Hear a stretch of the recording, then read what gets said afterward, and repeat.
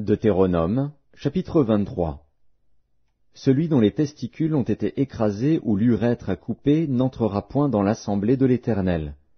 Celui qui est issu d'une union illicite n'entrera point dans l'assemblée de l'Éternel. Même sa 10e génération n'entrera point dans l'assemblée de l'Éternel.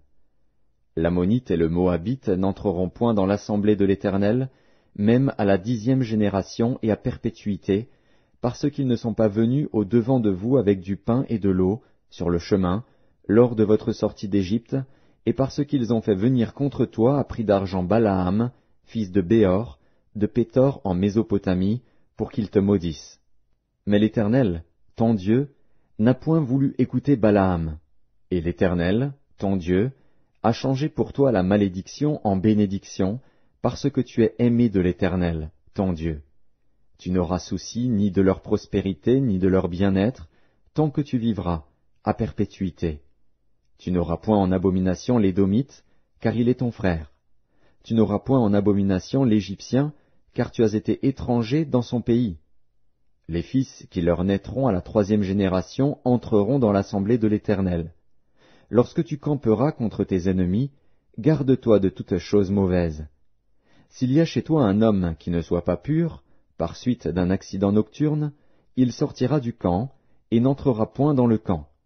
Sur le soir il se lavera dans l'eau, et après le coucher du soleil il pourra rentrer au camp. Tu auras un lieu hors du camp, et c'est là, dehors, que tu iras. Tu auras parmi ton bagage un instrument, dont tu te serviras pour faire un creux et recouvrir tes excréments, quand tu voudras aller dehors. Car l'Éternel, ton Dieu, marche au milieu de ton camp pour te protéger et pour livrer tes ennemis devant toi. Ton camp devra donc être saint, afin que l'Éternel ne voie chez toi rien d'impur, et qu'il ne se détourne point de toi. Tu ne livreras point à son maître un esclave qui se réfugiera chez toi après l'avoir quitté. Il demeurera chez toi, au milieu de toi, dans le lieu qu'il choisira, dans l'une de tes villes, où bon lui semblera. Tu ne l'opprimeras point. Il n'y aura aucune prostituée parmi les filles d'Israël, et il n'y aura aucun prostitué parmi les fils d'Israël.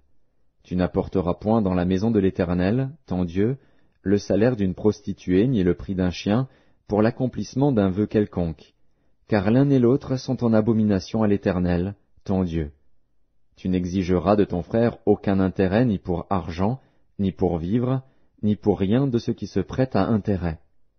Tu pourras tirer un intérêt de l'étranger, mais tu n'en tireras point de ton frère, afin que l'Éternel, ton Dieu, te bénisse dans tout ce que tu entreprendras au pays dont tu vas entrer en possession. Si tu fais un vœu à l'Éternel, ton Dieu, tu ne tarderas point à l'accomplir, car l'Éternel, ton Dieu, t'en demanderait compte, et tu te chargerais d'un péché. Si tu t'abstiens de faire un vœu, tu ne commettras pas un péché, mais tu observeras et tu accompliras ce qui sortira de tes lèvres, par conséquent les vœux que tu feras volontairement à l'Éternel, ton Dieu, et que ta bouche aura prononcés. Si tu entres dans la vigne de ton prochain, tu pourras à ton gré manger des raisins et t'en rassasier, mais tu n'en mettras point dans ton vase.